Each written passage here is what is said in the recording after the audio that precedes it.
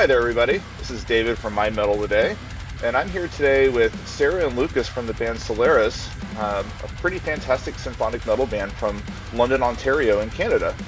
So, ladies, Sarah and then Lucas, why don't you give the audience a quick introduction?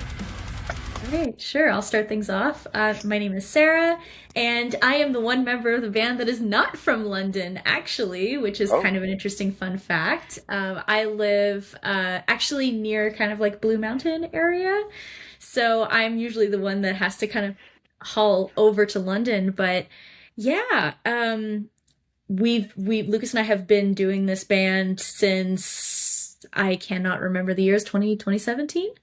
2016, I think we met. 2016? Yeah. 2016. And Yeah. yeah, I'm a classically trained vocalist, and I've been singing, doing music stuff since as long as I can remember. My parents have got tapes of me singing Beatles songs and like old cassette recorders, which is kind of fun. So really, I have been singing for as long as I can remember. Probably not that well. And yeah, I'm really stoked to catch up with you, David. It was really, really great to see you last year at Food Fest, and of course at the festival, at the Hyperspace Festival. So yeah, really, really looking forward to this. And thank you so, so much for having us. no, absolutely. Thank you, and I just will go ahead and interject now. You sing amazingly well, so don't don't say otherwise. I meant more when I was a little squirt. I don't know how good it was, but thank you. I appreciate it. All right, Lucas. Yeah. I'm Lucas. I'm the lead guitar player slash writer slash founder of Solaris. And like Sarah said, we've been doing this together, the two of us, since about 2016. And yeah, I originally founded the band while I was living in London. I no longer live there now. I live more southwestern Ontario, so it's a good hour and a half away from London. So Sarah and I are kind of like the gravitational planets that are rotating around where the band is kind of situated now. And yeah, and yeah, every now and again we'll play like a Toronto gig, and it's a hell of a trek. But you know what? It's fun. I feel like I could go into more background and more detail, but I suspect a lot of the questions are going to cover a lot of the ground, so I'll digress there. No, well, that's actually a really nice segue into where I want to go next. But first off, thanks both for the introductions and sharing a little bit more about yourself. So, the two of you started the band, sounds like about 10 years ago or so. If it was 2016. So, what inspired the start of the band, and do you have any like kind of fun or interesting stories from those early days? That's a Um, good question. yeah, I feel like while like Sarah and I have kind of been in this together since the get-go, this band actually kind of started as a very solo project. Mhm. I had I had known our now longtime producer Sean Dowell, who is Sarah's husband, and he is the drummer of a band called Borealis. I'm not sure if you've heard of them, but I know Borealis quite well, actually. I'm a big fan. so yeah, so there you go. The drummer is probably right downstairs at Sarah's house right now. Anyway, so anyway, we I had known Sean for quite a while before then because I was a huge fan of Borealis over the years, and um, I'd always wanted to kind of create a home for music. Always had a passion for it, but I had no idea how to start everything. And it wasn't until he became a producer, we had gotten in touch, and he said, "Do you want to do an album?" And I said, "Yeah, but I don't have a band." He said, "Don't worry about it. We'll just get things rolling, and things will happen." And so I trusted him and trusted the process, and we ended up kind of working on like a really like I think I had about 8 songs that were structured and um, kind of like instrumentalized, and we had a solid instrumentalization of what the album was going to look like, which ended up being Reunion, which was the one we released in early 2017. And the big kicker was is what are we going to do vocally for this, right? Mhm. Anyway, fast forward a little bit. I'm kind of keeping it in the back of my head, like, oh, I have an idea of like what I want the album to sound like, and then we go to this really seminal date in our history in February 2016, where Nightwish is playing in London, and I happen to be going to the same show, and Sean's like, yeah, like my girlfriend Sarah got me tickets to, I believe that's what happened, right? You got him Yeah, tickets? I for his bought him birthday or tickets something. for his birthday. Yeah, meet and greet tickets. Yeah, and Oh, so you did the we ended the up VIP then? Oh yes, yeah we did.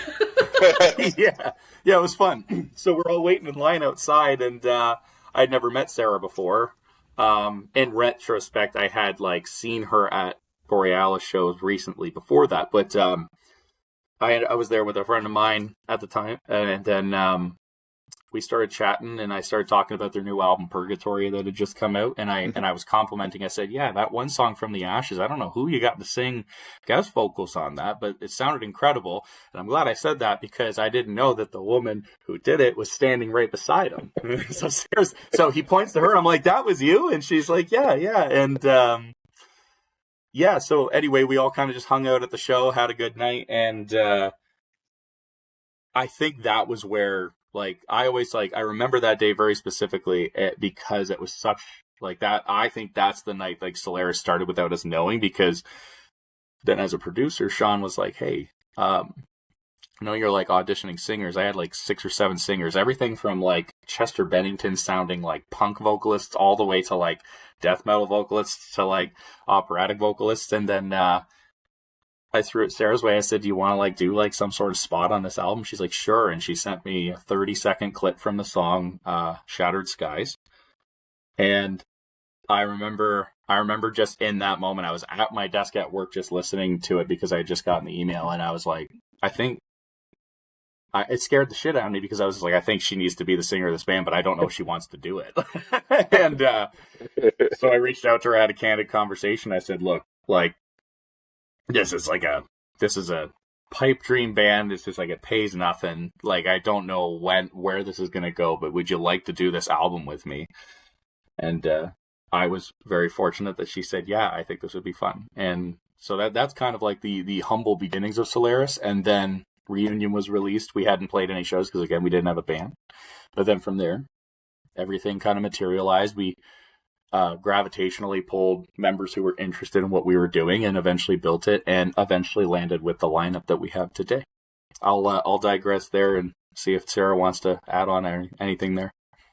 No, I mean that's a pretty accurate retelling, and I guess maybe I can interject with, when Sean had the conversation with me, he initially reached out to me, kind of, I knew by osmosis that, you were working with him, and I had heard kind of bits and pieces of instrumentals and whatnot just from being around him, and he said to me, he's like, "Are you interested in auditioning?" And I said, "Oh, I didn't realize that's the direction that this was going to go," because my understanding was that it was just going to be kind of like an Angel Vivaldi kind of style, like solo kind of project. And he was like, "No, no, no, no, he's auditioning some singers, and he's, he initially sold it to me as he's primarily looking for a male vocalist, but he would like some female vocals to kind of, intersperse and balance things out here and there." So he gave me a section of Shattered Skies, and he's like, "Take it, do something with it, and just record." I literally just did at my desk, just a very simple recording. And he's like, "Send it over to me. I'll make sure that, it doesn't sound like poorly recorded or anything like that." And he sent it over, and we kind of just put it out there in the ether. And then he texted me one day. I was at work, and he texted me, and he's like, "I have a good feeling." He's like, "I think that Lucas is really gonna like this." And I was like, "Oh, okay, well, that's great." I did a feature on, your band stuff, and then now I'm going to do a feature on Lucas's stuff. That's really great. Like, that's a good way to get my foot in the door. And he was kind of like, "Yeah, but, keep an open mind. It might turn into something else." Because I guess presumably something, they didn't want to spoil it. And then that was, of course, when Lucas mentioned he reached out to me, and we had that conversation.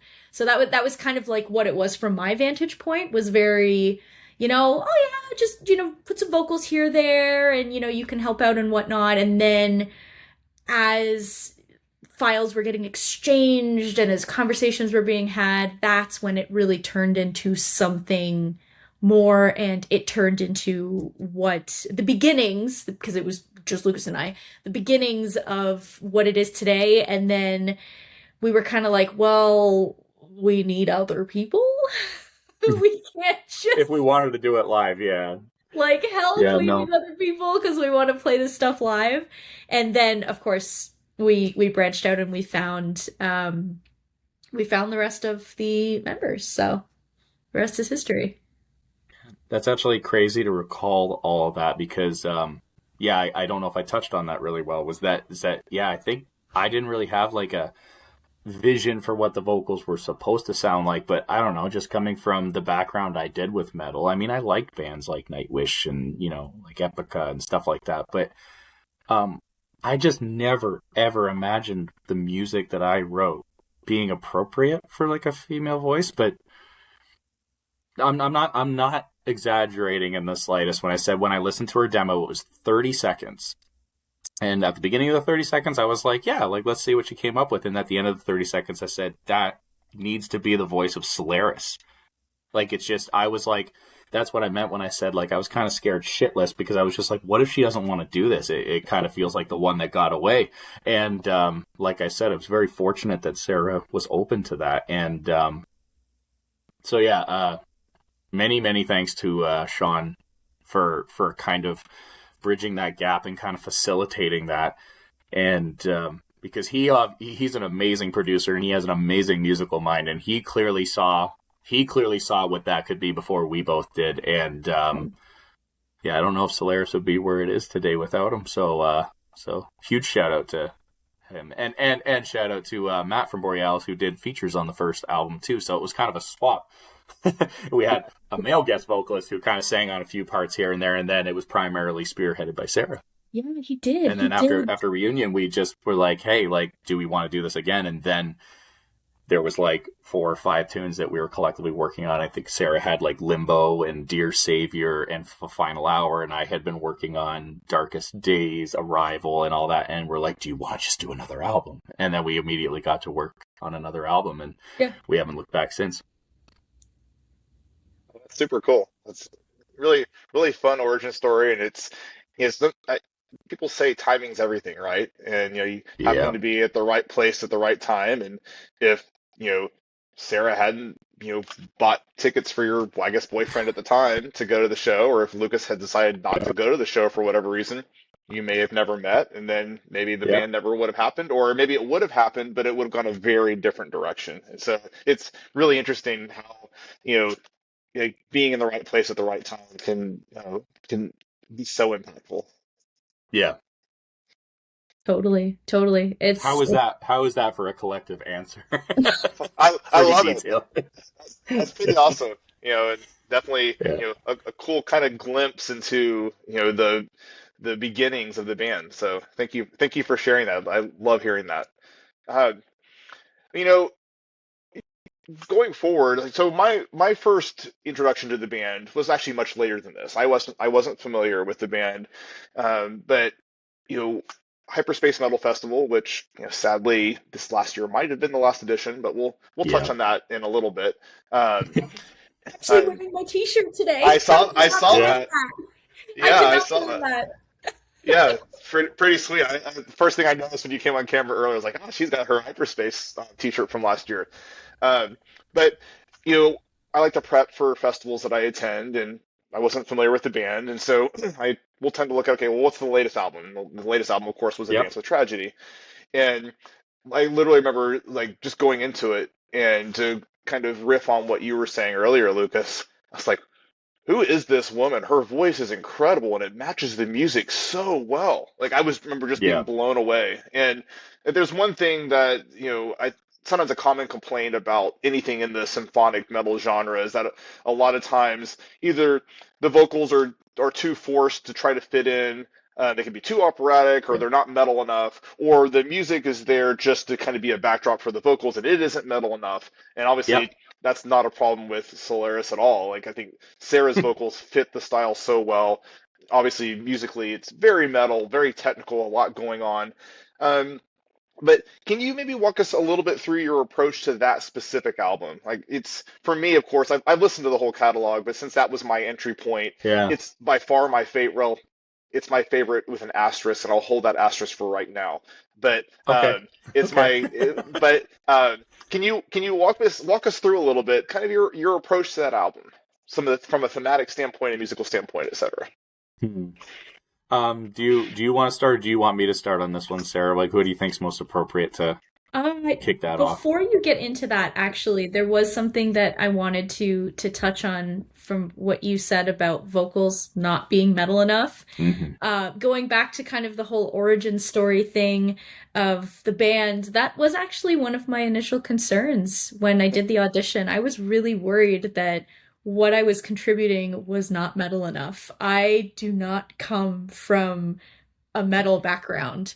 My solo stuff was alt rock. I'm a classically trained singer, so I did a lot of opera and musical theater. And I didn't know. I mean, I didn't know of, this incredible subgenre until I met Sean, and I was worried. That was my one trepidation when I was submitting that audition tape and Sean was, asking me to do it. I was like, I mean, but is this like metal enough? Like, I don't know if I'm, a card carrying metal person, And so You are now. I really appreciate you saying that from a vocal perspective. It means a lot to me because that really was something that I had to convince myself, like, no, and I even say this to Sean even now when we're recording. I'm like, but is that like metal enough, or is that too like, kind of cutesy or whatever? And he's like, no, like you're good. You don't have to worry about that anymore. So sorry to kind of derail and interject a little bit, No. but I just really appreciate you saying that. It means a lot to me personally to hear that kind of feedback, and it really kind of quells that, inner little bit of self-doubt that you get and really puts it at bay. So thank you. One maybe quick response I'll give to that, just then I'll let Lucas jump in. Um, a lot of times what it comes down to, and like this, it doesn't matter to me whether it's a guy or a gal doing the vocals. A lot of times, like when I think of like what is a metal delivery, it really is kind of there's that extra confidence, that extra oomph. Hmm. Aggression is maybe not necessarily the right word, but there is a little bit more of that push behind the scenes. And Mm, I feel like a good vocalist in metal knows how to deliver that in such a very confident, strong way while still being able to do his or her thing.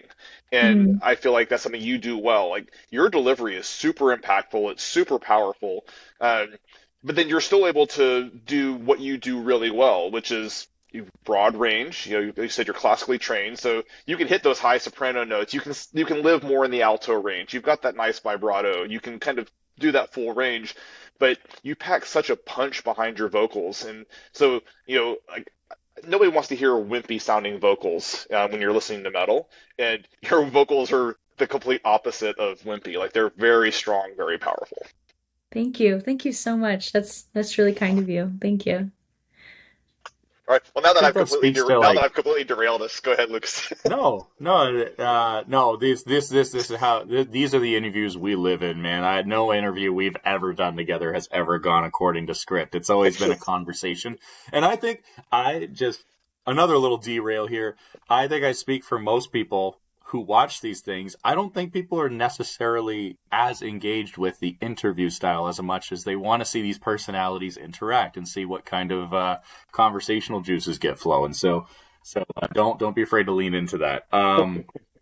So what yeah, and just to tag on to that and segue into your question, I would say that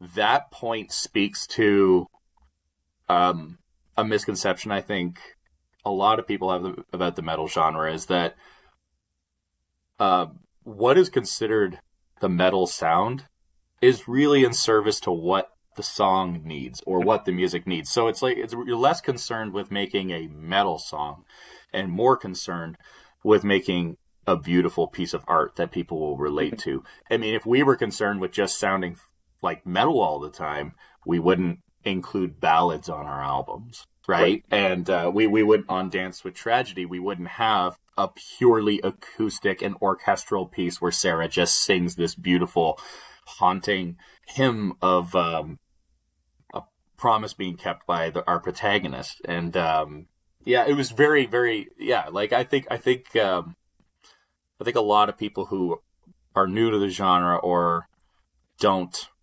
kind of immerse themselves in it, I think they have that conception that everything needs to be 110 aggressive all the time. But it's like, no, sometimes sometimes some of the coolest metal performances are done. I mean, like look at Gojira's performance at the Olympics. They had that, like, Hmm. obviously metal as hell, but then they had that operatic singer just singing that interlude, and I'm just like, this, and you can't tell me that is not one of the most metal things in the history of our world, like what they did at the Olympics, right? Like, it was just so heavy metal. It was amazing. but Like but it was it's like like French mind blowing. Revolution style opera singing. So that's the one thing I love about the genre, is that it's so versatile in what it can do. You can literally have something as stock as black metal, but then you can also have like Cinder Blocks by Sonata Arctica that just breaks into a country style hootenanny in the middle of the song and somehow works.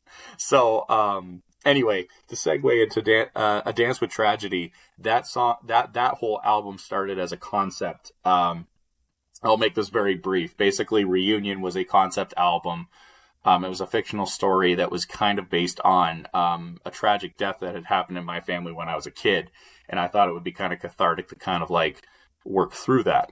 And it created this story about this couple who was going through trepidations. One lost their life, and the other one, the husband left behind, is like trying to figure out how to navigate this life. And that was a cool concept on its own in Reunion, but then we did Darkest Days, and then I pitched this idea to Sarah with A Dance with Tragedy. I said, what if we did like a B-side to that? Like, what if we focused on maybe like when she died, maybe there was like a whole story where she was trying to find her way back to him, like through his dreams and through stuff, to try to like stop him from making self-destructive decisions in his life, to and deliver with the promise of we will be again once more, which is like the whole title track of the first album, Reunion, is the idea of just one day we'll meet again, but that doesn't mean it's not going to be painful in this life or the other, right? And actually, like, keen-eyed listeners might notice that there's a lot of connective tissue between the two albums. Like, for example, the last song on A Dance with Tragedy, This Journey That Yet Remains, is a direct line lifted from the fifth track of the first album. And it's just like this. So the idea was it was supposed to be kind of like an A-side, B-side complete story. And when we kind of decided on that concept, we just got to work with like writing just solid metal tunes, like just foundational tunes to like lay some vocals down on. And then Sarah was really good at taking like the subject material and like kind of conceptually breaking it down into not necessarily a literal story, but like what are the themes of like this chapter of this character's life. Mm-hmm. And ultimately created this beautiful, beautiful album. I mean, like, when we released Dance with Tragedy, I think we collectively felt like we had created something very special. And I stand by that album. I think that was the album that felt like the benchmark for what we're capable of. And this upcoming album was the one where it's just like, part of the reason why maybe it took so long to make was because it was like, we got to make sure it's at least on par or better than the last. And that took a lot of doing. So that was kind of the process of writing that album. Instrumentally speaking, it was just about mostly me just sitting down and like coming up with cool riffs, licks, arranging them in a way that kind of made sense, and just sitting with them until better ideas came along, and then eventually it came up. And some of that album was tough to put together, and some of it was really easy. I remember the first time she showed us The Keeper, we were like, no notes, don't change it. It's perfect. I remember she showed us at a rehearsal. She's like, hey, I recorded vocals to The Keeper. Do you guys want to hear it? We're like, yeah, no, we don't want to hear it. Of course we want to hear it. And I remember jumping out of my seat. I'm just like, when she did that falsetto, I'm not sure exactly what the technique is, but like she goes into the operatic range at the beginning of the chorus and then dives right back into like that like classical soprano kind of like pop style singing. And I was just like, that is so good. It's so hooky. But then there was other songs that were like a very different approach, like our song that we did with Vicky Psarakis from The Agonist, and now Sixth Sense, A Dance with Tragedy itself. Very proud of that song, but very different. We'd never written a song like that before, where we collaborated with a third party, and that was a learning experience too. So that was a little insight on the writing approach to that album. Yeah. Yeah, I love The Keeper too. That's still I think my favorite song from the album. Yeah, I remember So that one at Hyperspace was so much fun. I think that was the first time. I don't know if it's just our London crowd is just like a lot of supportive people who aren't necessarily huge metalheads, or maybe there's just an older crowd or something. But I think Hyperspace was the first time where when we played the breakdown from the Keeper like that Meshuggah style like gallop, Yep. like I think that was the first time we ever got like a legit circle pit going with all those Viking guys with those blow up swords. It was those guys do not understand the core memory they had created with us that day. That was fun. Oh, that's awesome.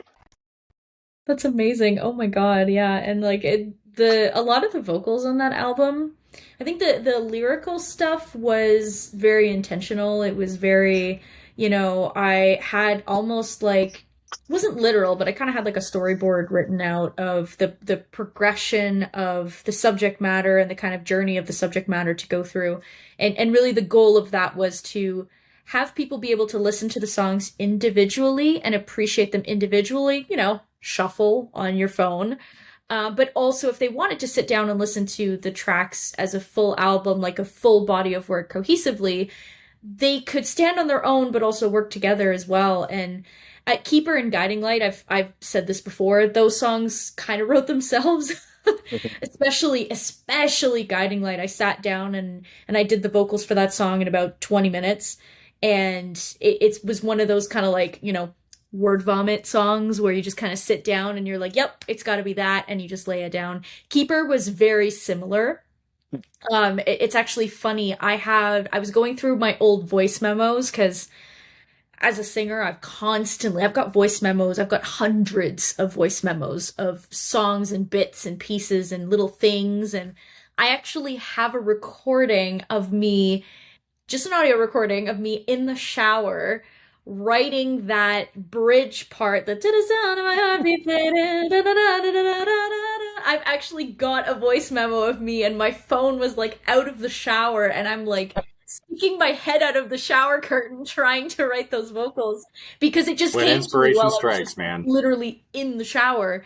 And that's really, I think I think that's the story of my creative life is I'll be doing something completely random, like, folding my socks or something or vacuuming and then I've got to like take my phone out and oh my God, and then I've got to sing it into my phone. So that was kind of like a little funny keeper story.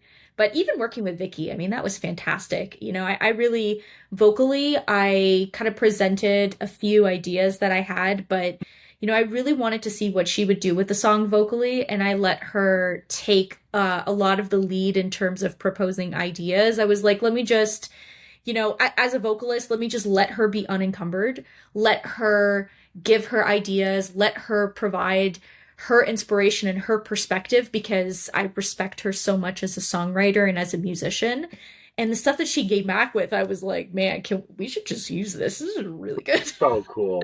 It was so good. And so it was a really nice opportunity for me to collaborate with somebody that I really had so much respect for as a musician. So, well, just the level of excitement she had for that song too. Like I remember just having like a really long video chat with her after it had all been said and done. We just kind of like had a quick hangout just to kind of like a cool down, if you will. Because like I kind of handle all the administrative stuff of the band, so like there was a lot of like like feature payments and stuff like royalty arrangements and stuff. So we were kind of sorting all that out, and then we just kind of bled like naturally into a conversation. And I remember her saying something along the lines of, she's like, "This is like legit one of my favorite songs I've ever featured on," because like she's like, there's just something about the style that just is speaking to me, and it was almost like we almost had to rein her in at a couple points because it was just she was just firing on all cylinders. She came back with I think she had like a dozen vocal layers at one point. We're like, holy shit, like, and it was amazing. And then on top of that, just like her willingness to be like, hey, I'm gonna be in Montreal with my band, The Agonist. Do we want to figure out how to do like a music video for this song? And I was like, yeah. And then she's just like, yeah, I'm just down to do it because I love this song. And so we kind of created a clever way to kind of like record some footage on her end, record some footage down our way, and stitch it together into what the music video became. And Yeah.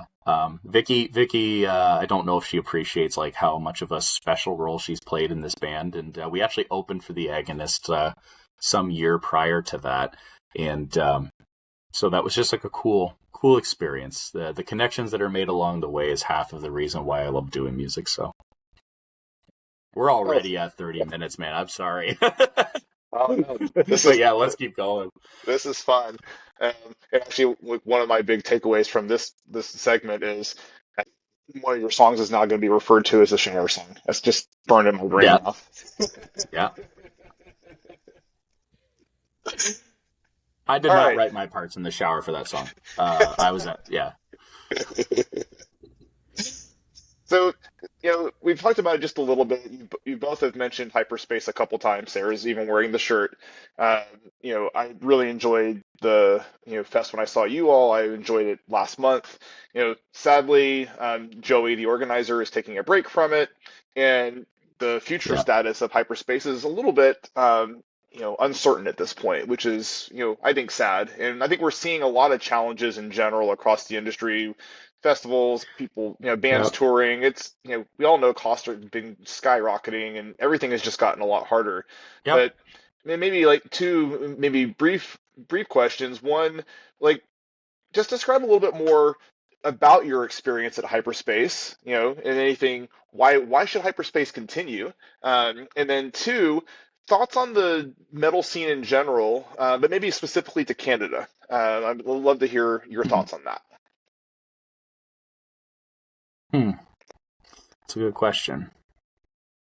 If you got anything, Sarah, I'm going to formulate some thoughts. I don't know if you Yeah. got anything to say up front, but Yeah, no, totally. I think that the live music scene, not just the live music scene from a metal perspective in Canada, but also just in general, it's a tricky one to talk about because on one hand, I see it from both sides.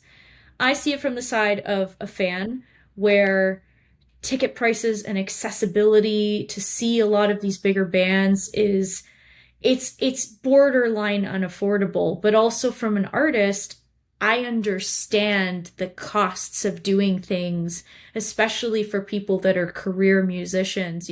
They have to eat. They have to, there's all these overheads associated with putting on shows and touring and whatnot, but we've just got ourselves into a really tricky spot of, you know, putting value on the balance of sharing your art, but also keeping the shirt on your back while you're doing it. And I think like the conversation about hyperspace is a really, really good segue into that because putting that festival on is not cheap. I don't know exactly how much, Joey's out of pocket for doing it, but I mean, the fact that he does it and he puts so much into it without the concern of, making bags and bags of money, because we all know that a lot of metal musicians have jobs outside of, being musicians. It's so hard and it always makes me feel really sad because on one hand, I want artists to have the opportunity to share their art with people. But I also see Joey's perspective of this is so financially not feasible for me. Where do I draw the line in terms of my losses versus my passion for the genre? Because he's one of the most passionate people that I've ever spoken to in terms of really wanting to boost the metal scene in Canada. So I don't know. Do you have anything to add to that, Lucas? got lots to add to that. I'm actually glad you took the reins because because that actually got a lot of thoughts swirling. Um, I don't even think it's just Canada either. I am sure that in your recent interview with Lords of the Trident, I'm sure off camera you definitely touched on Ty. I mean, I've followed Ty for a long time, and I know that he manages and puts together and produces Mad with Powerfest, and it's amazing when you see like the resounding success that it's built, where it's like, you see the pictures of the bands, packed venues, like clearly people are buying tickets to this stuff. But the eternal battle of, well, we got to make it affordable. We have to come up with creative ways to like package things to make sure that people feel like they're getting their value out of it. which comes with the territory of finding bands who are willing to maybe do like, hey, I don't know, maybe he's approached bands and being like, is there any way we could do like some sort of VIP experience with you guys? Like maybe behind the scenes, just like, if you could just spare a couple hours for some fans to come by and meet you, and maybe the band just is like out of good grace, it's like, yeah, we could do that to help add value. But like you look at all the socials and stuff, and you would think like, oh yeah, they're killing it. But then behind the scenes, realistically, they're like, we probably barely broke even, right? And I know for a fact that Joey was in the same spot with Hyperspace, and huge shout out to him. It was amazing working with him. Consummate professional, very, very, very accommodating in terms of what bands needed. Relied on like the volunteer work of friends and fans, and but it really does go to show like there's a lot of corners that have to be cut to make this sort of stuff happen, especially because he wants to bring in bands like us from Ontario, and still like have a way to be like, here, like, maybe we can bring you out for this, and like if that's not sufficient, then no hard feelings. But at the same time, as a band, we want to be able to like expand those experiences too, because we inevitably find ourselves landlocked in admittedly a very geographically challenging place to be a traveling musician, such as Canada, because any major city is at least an hour and a half, 2 hours apart from one another within one province. But then there's just endless expanse of Canadian Shield or boreal forests to get through before it's like, yeah, I've never understood how some of our independent cohorts will do these cross Canada tours, and it's just like they're going to like Thunder Bay, then Saskatchewan, and I'm just like, what do you guys like? I can't imagine that's affordable. But then actually it's kind of interesting you guys brought this up, because I was just on my way back from London from some work related stuff this morning, got in about an hour ago, and I was talking to my wife about how Karina, our promoter that we work with in Toronto, we were just chatting casually about playing, maybe trying to reach out to her to do a Toronto show, and I was just like, could you imagine if she stopped promoting? Like, she just said, I'm done, I don't want to do this anymore. And we collectively were like, I'm pretty sure the independent metal scene would just collapse. Like, I don't know many other promoters that are really grinding it like she is. And that's just a shout out to her. That's Neurotic Entertainment. Because a lot of the other entertainment promoters in Toronto are kind of like the big ticket items, like the big shows, like the Ailstorms, like, Ensiferums, and like In Flames, those kind of big bands. But as we know, like, the music industry is kind of cannibalizing itself too. A lot of metal bands are finding that in order to justify the cost of touring, they're like, well, how about support bands can pay their way onto tours? So then that creates a trickle down effect where now, and this happened right when we were getting going, it used to be that you could reach out to a promoter and be like, hey, can we like jump on a bill? We think like, oh, like Dragon Force is coming into town. Do you think we'd be able to snag an opening spot at the Phoenix Concert Hall? And it's like, sorry, there's no local support for this tour. And that is just kind of the standard now. So then you have the trickle down effect of now bands have that glass ceiling where they can't get in front of the audience that they need to potentially build. And I wonder how a lot of these big, the higher end promoters are going to deal with that in like 20, 30 years time, when those bands aren't around anymore and they're forced to kind of try to build something from the ground up. It's going to be a very interesting way to see how it all culturally plays out. But ultimately, it is a very sad reality. But I just want to take a second to shout it out to all those promoters, like the ones I just mentioned, like Ty, Karina, like Joey, like, you guys are literally the reason why bands can do this. And, it's not taken for granted by a lot of us. So that was a very somber answer to the question, but yeah. What's interesting too, thank you for sharing all of that. I definitely had noticed over the last couple of years, a pretty big drop off in seeing like local support on tours. Yeah, And, it you doesn't know, happen anymore. and, well, one thing that's been cool, at least in the Seattle area, I can't speak for everywhere else, but Seattle seems to be good, or at least certain venues in Seattle seem to be really good about, you know, putting a local band on, even if they only get like a 25-minute Okay. set, and so like one call I'll make, I know Bellacore, who played Prague Power last year, and then they did a follow-up tour, which was very exciting for a lot of people since they don't really ever play the U.S. And if you don't know Bellacore, to you or the audience, fantastic progressive death metal from Australia, really fantastic band. How do you Um, spell that? it's BE''Lakor.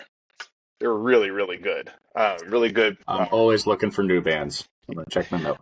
And so and at the Seattle stop, a local band, well, semi-local, they're from Bellingham, called Pathos, who actually played Hyperspace this past edition, got to open for them, and I had just reviewed their new album Apparitions, but I had not seen them live, and it was a super cool opportunity for them to get to open for Bellacore. I mean, like if you're in the melodic death metal kind of scene, Mhm. Bellacore is a band that you probably know about and love, um, and so it was like almost like a dream come true for them to be able to play for them, and it was really cool that El Corazon, the venue there in Seattle, gave that opportunity.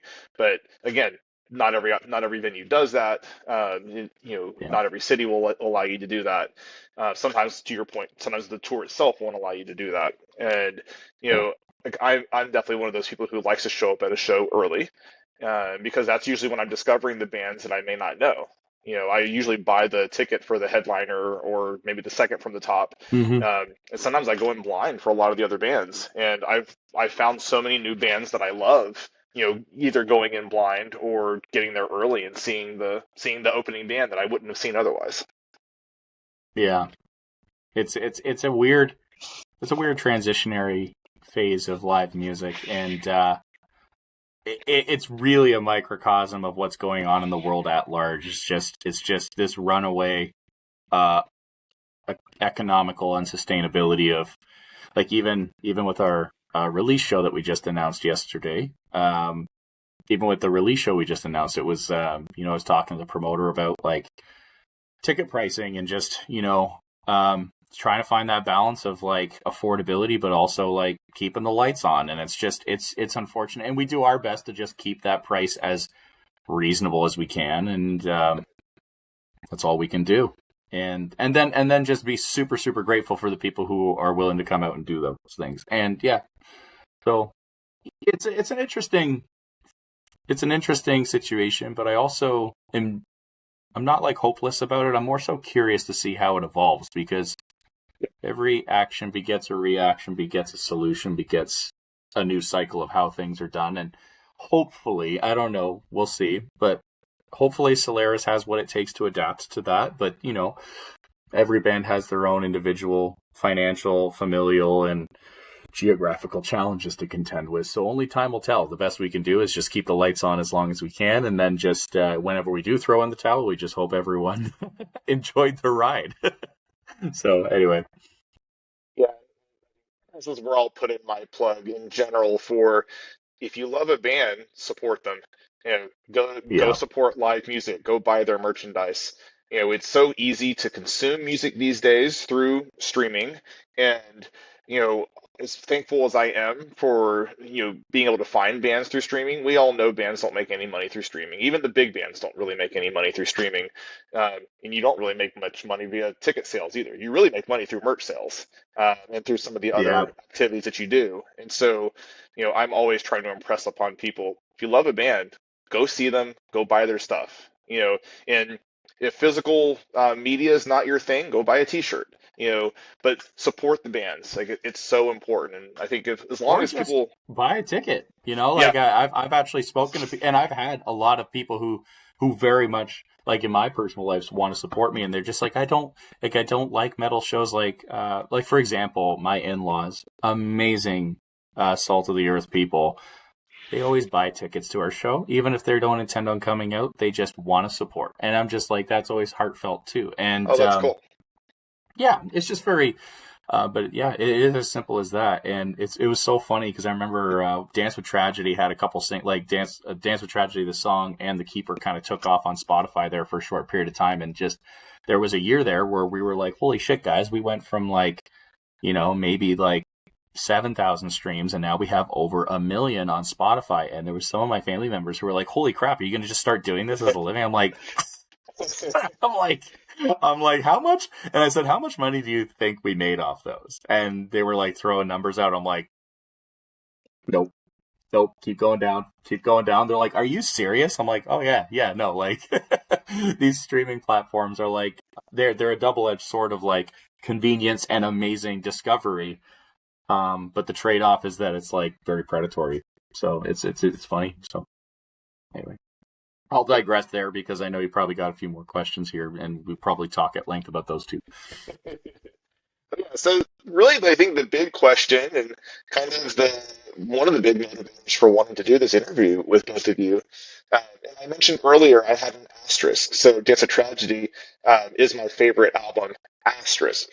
Uh, I've given the new album. Thank you for giving me early access, by the way. I will have a Yeah, review published before the album comes out.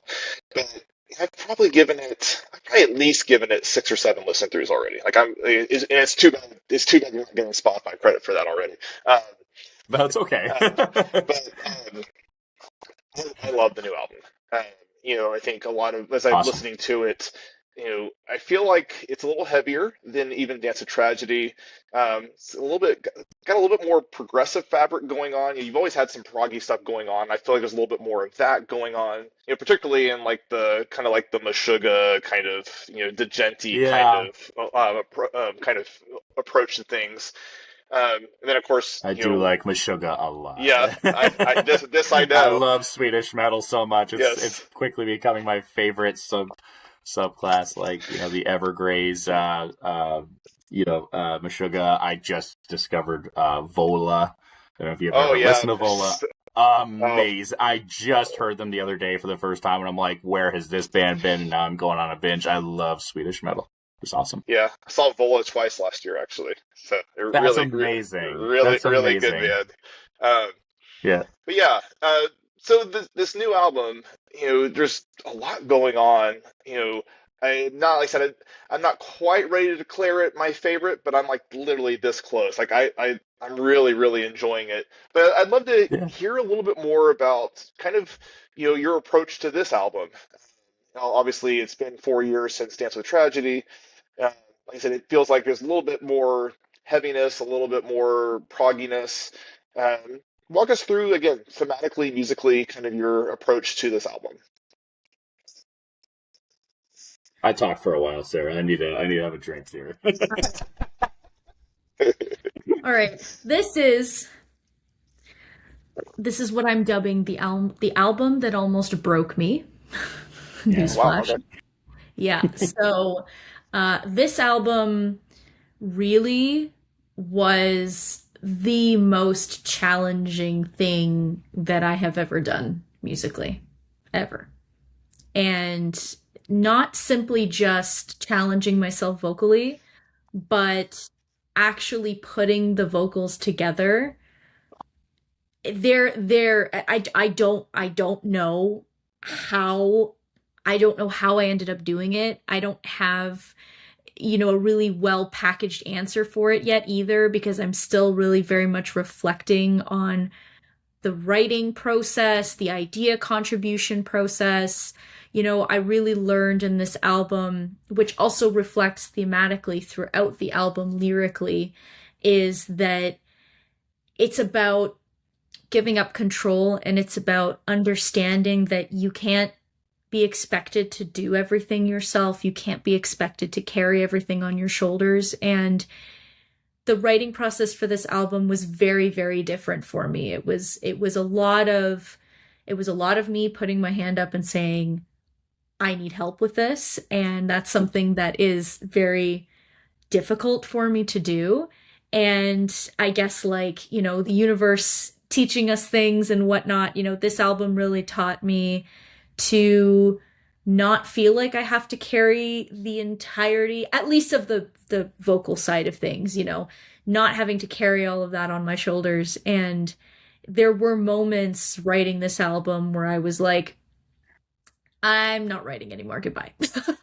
Oh Not wow. leaving the band, Yeah. you know, not anything like It that, but was it was just, more yeah, you like were just done. You were toast. You were just like, I had this is killing me. Yeah. I've never had writer's block so bad in my entire life than I did writing this album. Normally, writing things kind of, it's a very organic process for me. It happens. It just kind of is. It's a part of me that's never come with a whole lot of difficulty. But this time around, it was like the universe turned and said, sit down. Sit down right now, and you're going to struggle bust through this, and you're going to figure it out. Yeah. And yeah, it's kind of it's interesting because I don't really have a very well packaged answer for it, but it's the honest one of like I'm so proud of simply the fact that we persevered as a group and actually got the album finished because there are a lot of lyrical and sort of psychological concepts and stories that I personally really wanted to tell. And so I'm grateful that we stuck it out and we were able to actually tell those stories and people The can. song is not, that song Isolate is not about protein. It's about feeling alone, you know? And no, I think that you might say that's not a well packaged answer, but I don't know. I think that's as vulnerable and real as it gets. And honestly, this album, yeah, like in all honesty, I wouldn't say that it was a absolute treat to put this one together. It was tough. The word that I've had to use to like describe what this album needed was patience. I think a part of the reason why this was such a struggle bus album to write, it wasn't necessarily that like the creativity wasn't there. It was more so just, I think so many of us as members have so much happen in our lives since A Dance with Tragedy. Personally, since A Dance with Tragedy, I met my wife, asked her to marry me, married her, bought a house, had a child, have a second on the way. That's all since the last album. Sarah, you've gotten married since. You and Sean have moved to a completely different town. You have had job changes. Like, and I won't necessarily, like, you know, Troy, Dan, and Chris have all gone through very similar good and quite tragic changes in their lives. And while their end of things necessarily wasn't like halting musical progress, it is something that as a family we kind of like address together. And because most of the album, like typically the Solarus music process is like I'm kind of like a lead writer in the sense that I will come up with demos and songs and say like, you know, here's like drums, bass, guitars, orchestral kind of bedding to kind of put everything together. And then once we're happy with where that's sitting, Sarah will take it away after I've collaborated with the other members and being like, like Dan, for example, would come in and arrange something in The Heavenly Bird. And I remember that little pause right after the breakdown used to just go right into the chorus. But he was just like, what if we just silently went back into the intro and just like it slammed so much harder? Like just input like that was really, really useful. So the writing itself, like the creativity was always there as long as we were willing to work together. But I think it was just like we had to be so patient with letting the songs come out at the time they had to come out, in conflict with all of the personal things that were going on in our lives, because Solarus has never been a band that's demanded to come first. We've always said that this is something we want to have longevity with. We want this to be a legacy we leave behind, but at the same time, that legacy will burn out quickly if we just invest everything we have into doing it. We might only get 1 or 2 albums out before we're like, this has ruined me financially, emotionally, familially. So I don't know. I don't even know if that's how Sarah feels about this, but I think that all of that had to play some sort of factor into the musical constipation, so to speak. No, Which definitely. and going and just to kind of like transition into like some of the more positives though, like some of the things we did differently was this time around. I want to give a huge shout out to our close friend who has featured on a couple of our albums earlier, just as like an assistant to give breath to piano pieces. But Nathan Gross is a immensely talented musician who we approached with this album and said, "Hey, here's some orchestral ideas we wrote. You are an amazing musician. You're an amazing producer, an amazing arranger. How would you take these orchestral ideas and turn them into like embellishments for our album?" And him and I kind of like collaborated on each other's projects, and we worked together very closely with him. He's on most of this album in the sense that he really helped produce the orchestrations side of things. And I just want to say that he's immensely talented. I would highly recommend people check out his bands Age of Athena and Haven Dream, and amazing symphonic metal from Ontario here as well. So that was a huge help in the sense of like that at the very least helped freshen up this album in a way that we hadn't done in the past, because in the past we had just kind of like midied some orchestral layers, and then Sean has just been like, all right, I'll do what I can with the library I got. And so that was cool working with someone who was like immensely invested in being like, no, like this string section needs a little bit of counter melody or something like that. And yeah. So that was a cool thing. Yeah. I don't know if there's much else I want to necessarily say about the production of this album other than just that it was a very, very trying task. Like it challenged us in ways we'd never been challenged before. And yeah, it definitely resulted in quite a few video chats that were not like adversarial, just tears, just frustration, kind of like friend bandmate therapy, just kind of like, how can I help? Like what do we need from each other? And it was a lot of relationships developed over the course of this album. Yeah. But yeah, we're really proud of how it turned out in the end, though. Like I think it's like the best of our abilities. So Totally. Definitely worth the wait, I think. And we had a lot of life things happen, like Lucas was saying, a lot of positive things, but a lot of moments where we had to kind of take pause and focus on those moments in our lives. And it definitely only made things stronger, even though it was a little bit less of a linear journey to get to the end product. There was definitely a lot of back and forth. I've never rewritten so many vocals so many times in my life. Oh, wow. So many, oh my God. But at the same time, I think really focusing on more of an iterative process and just allowing ourselves to just start something and kind of go, listen, if this doesn't work, if this part doesn't work, that's fine. We'll change it. We'll make it better. We'll do it differently. And just sort of giving ourselves that permission to almost like fail in a way. Not that the album is a failure. I think that the album is going to be a resounding success, but throughout the process, just allowing us that space to just try things. And if it doesn't work, then it doesn't work. Yeah. That's okay. Just as long as you're moving forward, just keep moving forward. So that, I guess, keep moving forward should be like the little, I don't know, that would be like my slogan for the album, I guess, this time around. It's really funny you say that, because another person who was reviewing the album had reached out to me over just a private message and just asked, like, how would you describe the process of this album? And I literally said something along those lines where I said, I think everyone who was involved in the writing part of this really learned how to give ourselves the gift of grace to like be okay with coming up short sometimes and just hit the ground running again and try again. And that's the word I used, is like giving ourselves the grace of failure. I don't know, kind of apropos that the album's called Of Sin and Ruin, like, but like it just, but yeah, no, I think that's an apt description. If anything, I think it's kind of the first time Sarah and I have ever actually kind of addressed this at all. So you're kind of getting like the unprepared collaboration. But yeah, I'm glad. I love it. Anyway.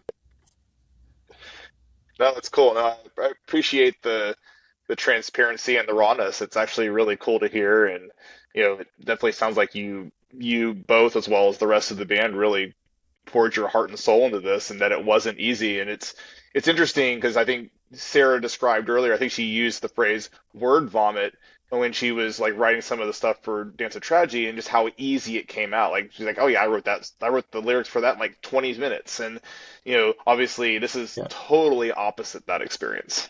Mm-hmm. Yeah. And I Yep. think it reflects in the music too. I think there is a strained maturity to this new album. Like, I actually did talk to Sarah about this in a band chat recently about how we were all just heaping praise and just saying, like, you need to be fucking proud of this album. Like, I know it was tough.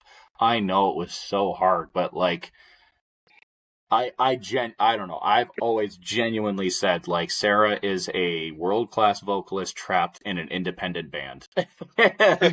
and no, seriously. And the thing is like, if like the struggle always comes from behind the scenes of writing, but the final product is nothing to be ashamed of. Is as a matter of fact, I would put it up against most of what I hear today. Like, I think she did an incredible job in that respect. And yeah, I don't miss an opportunity to pour on positive reinforcement there because honestly, she struggled. It was a tough go. This album was a really, really challenging one to write.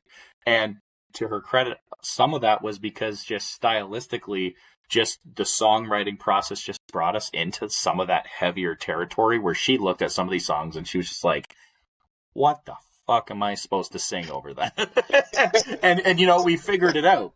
We would come up with new strategies to be like, well, how about we, like, I remember one song I was actually at their place recording some stuff, and we just laid down a guitar chord pattern that didn't make it into the album, but it was just a chord pattern where he's like, can you just write something here, like just like a chord strumming pattern, Yeah. just so that Sarah has like a melodic idea to attach to. I'll strip it out and then we'll just put the heavy stuff back in, and it worked perfectly. Yeah. So we had lessons to do learned. that. Lessons We- learned.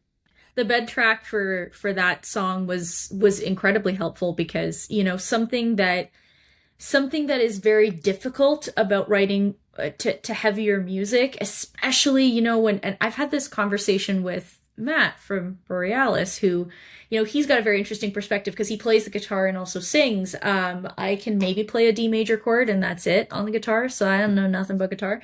But there were some circumstances where I would get demos of, even I don't want to give the song titles away, but I would Go get for some it. demos Whatever. and I'd sit with Sean and he'd be like, "Oh yeah, so this is the new," and I'm going, "Is there a melody in here? Is there a chord?" Because a lot of it's very rhythmic and it's very very rhythmic based, which is amazing. I love listening to music that way, but sometimes you need that little bit of guidance behind the scenes and sit and sort of just pick out a chord progression and just be like, okay, what is the actual chord progression here? That way, as a vocalist that is singing clean melodies and not, doing more death metal style vocals, I have at least a base of something.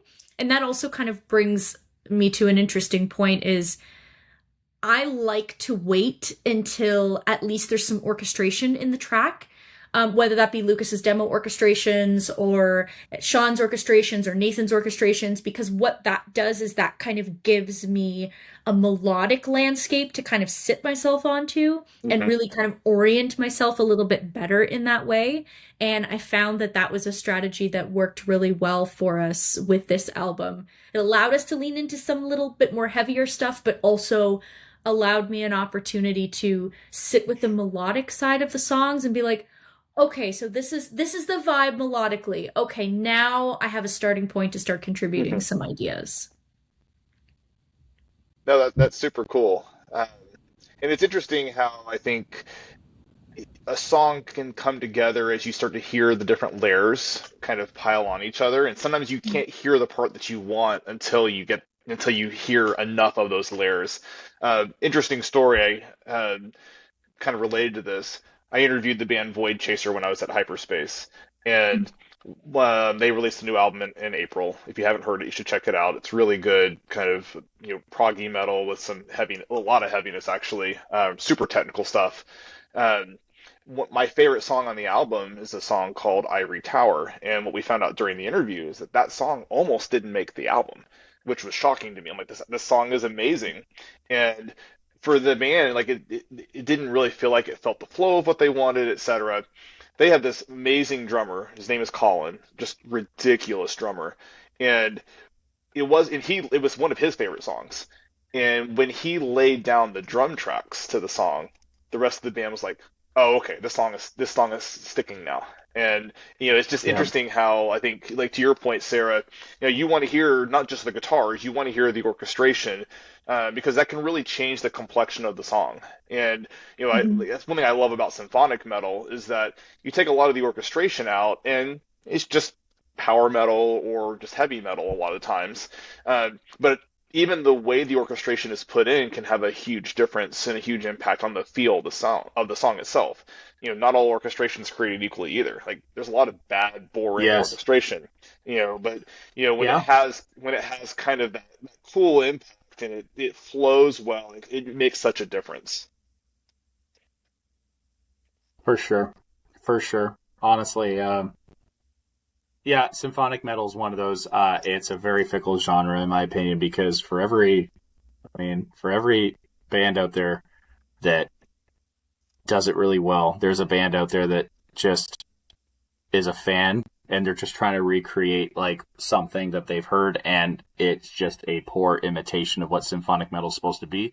This album, actually, in particular, I think is actually the album where we maybe that's why it was so challenging vocally in some respects. Is that I think this album, a lot of the songs lean a little further away from the symphonic metal element. I think this album kind of feels like it still has the songs. Like there's like off the top of my head, obviously the title track of Sin and Ruin is this grand since 16-minute epic with amazing orchestral elements to it. Close My Eyes, the opener track, is a very, very classic Solaris sound, kind of like Mhm. lots of melodic leads. And but then you got songs like The Heavenly Burden that it's like, yeah, there's lots of orchestral elements, but this is first and foremost like a moody metal song. And then Mhm. there's songs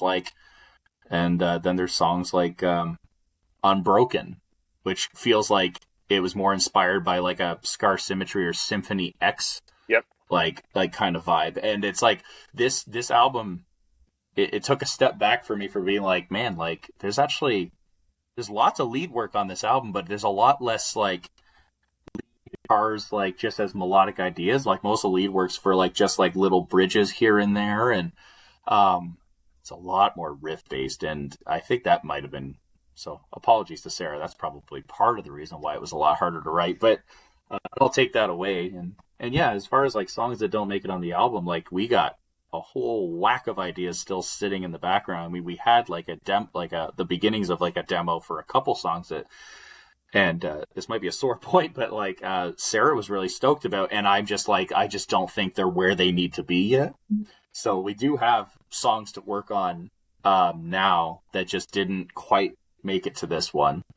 But so I kind of understand that too, because at the end of the day, I'm a big fan of the album format, and I want an album from beginning to end to be like a nice, fulfilling but like easy listen. And I hope that you enjoyed the listen.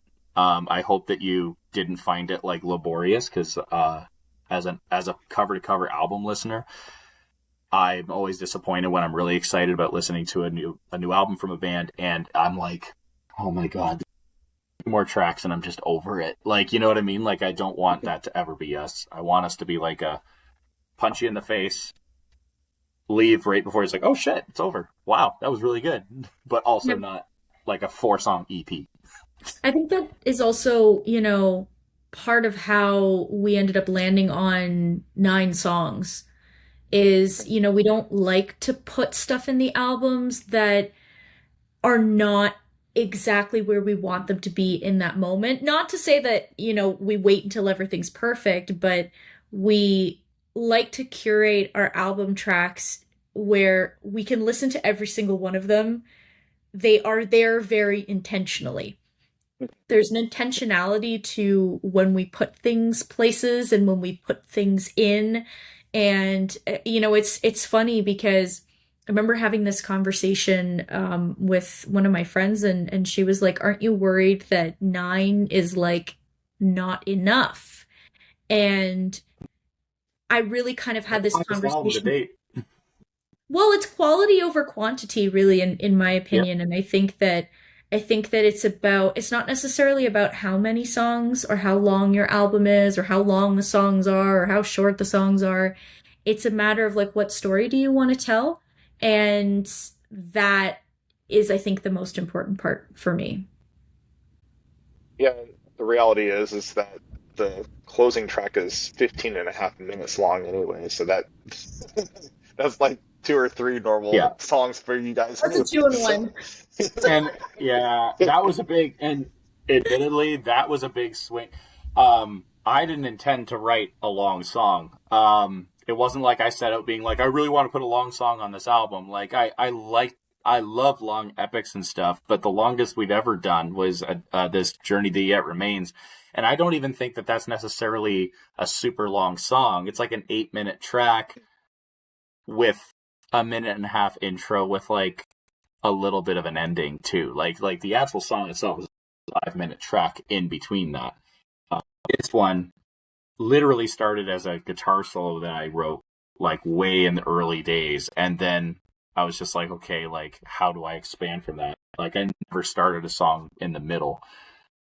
And then by the time I started piecing it together, I was like, oh, this could kind of be a cool intro. And then it was like, how do I get from point A to point B? And then by the time I created that connective tissue, I'm like, okay, cool. And then I would message Sarah and be like, hey, I got some good and bad news. Good news, I'm making great headway on that song. The bad news is that I'm 7.5 minutes in, and I've basically figured out how to connect the guitar solo to the intro, and I haven't even approached the rest of the song. and she's like, "Oh shit!" and then just shit kept getting added and added, and by the time it was done, I was just like, "Oops, long song." But honestly, I like that it turned out that way because it meant that we just kept ideas that worked and got rid of ones that didn't, and it wasn't written for the sake of being a long song. Like I know, like Iron Maiden, for example, a lot of their later albums recently are criticized for like every song just being like 8 to 10 minutes for the sake of being 8 to 10 minutes, and it's just like, okay, like "Hallowed Be Thy Name" was an amazing song, but can we not just write that song over and over and over again, right? yeah, So I hope people like it. That was a big swing for us on this album. It's a very big ask to have people listen to a 16-minute song. Um, but we're 4 albums in, and I'm like, I think we've earned the right to just try something, and if it doesn't land, that's okay, But and if you don't like that, the rest of the album is all bangers. Like it's just all just nonstop, just 4.5 minute metal songs of just like trying to melt your face off. So it's like, if you don't like one of the tracks on it, that's fine. But I think people are gonna love it. I think Sarah's vocal work on it is fantastic. I think Nathan's like collaborative work with us on the orchestration is fantastic. I stand by all the lead guitar work that I did in that track. I stand by all the rhythmic elements. I think it's gonna bang. yeah. I'm a big fan of epic closers, and Yes. it definitely fits that description to a T. And I remember the first time I was listening to the album, and I was like, oh, this song's over 15 minutes. Oh, now I'm really curious. And it didn't feel like it was 15 minutes. I think that That's to good. me is an indication of a good song, Yeah. and like even for me, the whole album really kind of flies by. Like I said, I've listened to it, like I said, 6 or 7 times at least at this point, and it just flows so well. I'm a big Good. front to back album listener. I'm not a big singles person. I understand why we have them. It's funny how sometimes I think when a single is released, I actually like it better in the flow of the album sometimes than it standing on its own. I actually called that out in a recent review I did for a band called Gladdenfold. I don't know if you know them or not. They're more symphonic power metal. They're from Finland. Really fantastic stuff. I wasn't super enthused with their singles when they first came out because I was used to some of their previous material, and they do a good job of writing concept albums. But then in the flow of the album, every single made sense, and it was so good Yeah. in the flow of the album. And so I'm a big believer, that there's an art to writing an album, and metal does feel like one of the few genres that continues to do that. Obviously, not every metal band does, but I feel like there's more of that. Even a band like the recent Archspire album that came out. I don't know if you know those guys or not. They're from my own Mhm. backyard in Vancouver. Like insane And technical death metal. unreal musicians, like literally, like I don't understand Archspire at all. Like I literally am like, I don't know how this is possible. Like they are so insanely technical and fast and like, Yeah, yeah. Anyway, I could go on and yeah. on. Yeah, they're nuts. And watching them live, you're just like, wow, like literally the guitar and bassist, their fingers never stop. Just No, never. Like it's all like the it's tapping and stamina. sweeps and everything and Yeah, they're going, some of their stuff I think is hitting 350 BPM. I'm like, how's that even yeah. possible?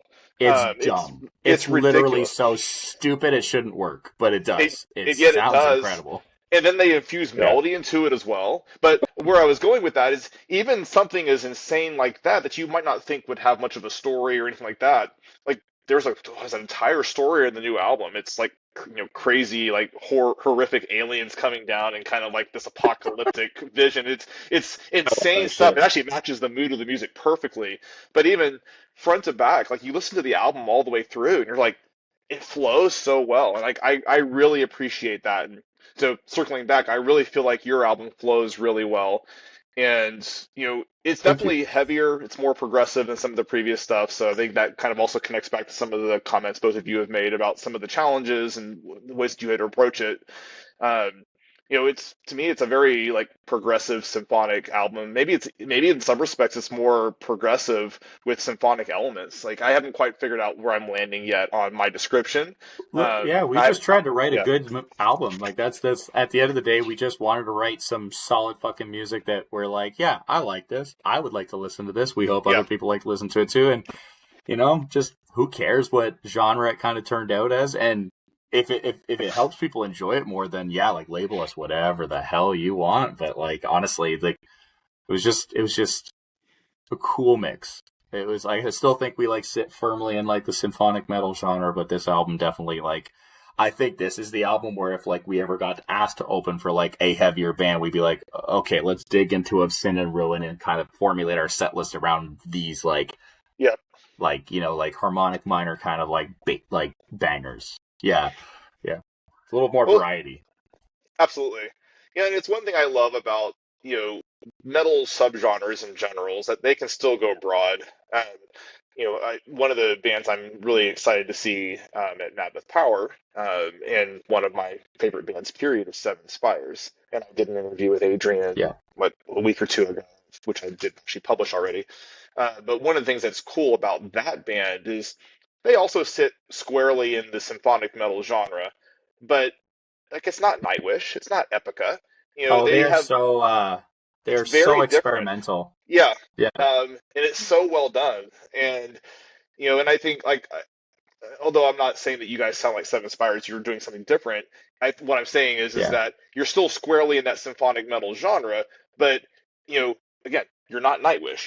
You're doing a lot of different things that you may not always hear in symphonic metal, but there's still that symphonic metal framework around what you're doing, yeah, um, and so yeah, I'm agreeing with you. You're definitely very much in the genre, and yeah. I think it's a great album. I'm excited to put my thoughts down on paper when I do write the review itself. But and I'm really looking forward to hearing these songs live in the future. Yeah, I'm glad you enjoyed it, and we appreciate you taking the time to interview us and review it and all that. And yeah, yeah, Well, very cool. Well, again, thank you both for the time. This was a lot of fun, and I always enjoy the meandering. Never know how any interview is going to go, and it's a lot of fun talking to both of you. Just any last words from either of you before we sign off here? Hmm. I guess I would just say to everyone who wants to give us a shot, we appreciate the time taken to listen to our music. I would say that your support is immensely appreciated. If people want to support us, we have a pre-order for our campaign at bigcartel.com/Solaris. where you can order our new merchandise, our t-shirt, a digipack of our new album, and those will be mailed out early. So we're hoping that we can, we're hoping that people will at least receive the album before the actual release, kind of as an incentive for the pre-order. And if you're in the London, Ontario area, or if you want to make a road trip down to the London, Ontario area on July 17th, we are doing our release show for Of Sin and Ruin, which will be released July 10th. That is our official release date.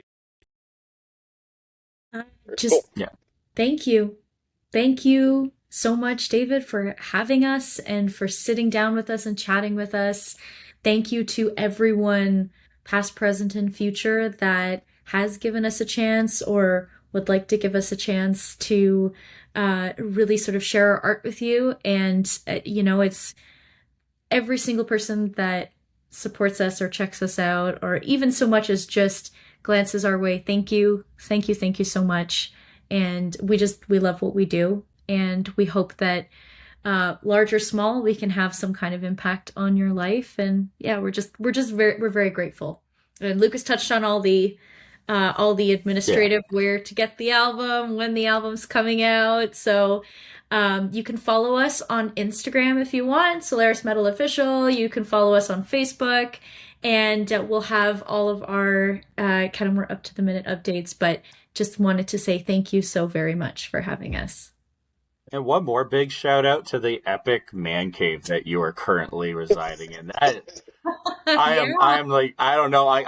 The entire interview, I've just been looking behind you, trying to make out what you got there. And it's just like so much collectible shit. And I'm just like, I'm like a big like minis painter, like D&D guy. Like I'm a dungeon master for D&D. And like, it's so like everything behind you is just lighting my brain on fire. It's been semi-distracting. Anyway, that's the biggest shout out I want to give. Well, thank you.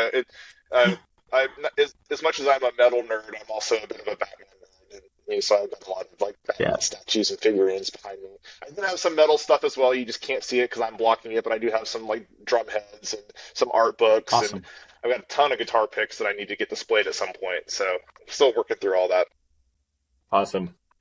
All right. Well, cool. Yeah, David, like, honestly, thanks so much, man. It was, I know we've chatted with you at Hyperspace, and I know that you actually managed to be down Toronto way when we played Food Fest in London, and you came. So it was crazy having someone from Seattle at a show in London for us. And like, what a audio mess of a show that was. And it was just, but like, you were there, and it was nice. It's always nice talking to you. It's always nice, It's always nice just touching base with people who are in this scene for all the right reasons, and you are definitely one of those people, man. Like, we appreciate the shit out of you, and that's why, like, you were one of the first people I reached out to, like, hey, would you like to review this new album? And yeah, I'm glad we did, and I'm glad we sat time aside to have this interview. Let's keep in touch. Yeah, absolutely. Well, thank you guys so much, and everybody stay metal. Awesome. Thank you.